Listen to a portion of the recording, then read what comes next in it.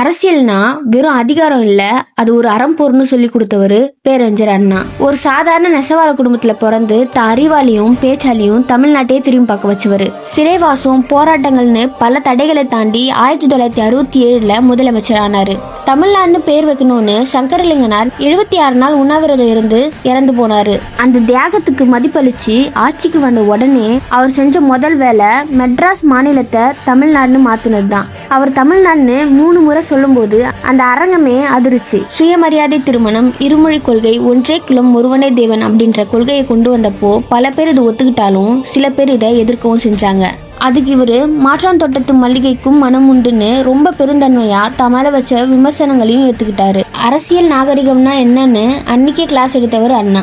சாவே வாசல்ல வந்து நிற்கும் போது கூட இந்த ஒரு புக்கு படிச்சு முடிச்சுட்டு சர்ஜரிக்கு வரேன்னு சொன்னவர் அண்ணா. இன்னைக்கு தமிழ்நாட்டுல இருக்கிற எத்தனையோ கட்சிகளுக்கு அண்ணாதான் ஒரு பெரிய அடையாளம். கட்சி வேறையா இருக்கலாம், ஆனா அண்ணாங்கிற அந்த ஆளுமே எல்லாருக்கும் பொதுவானது. நாளைக்கு பார்க்கலாம்.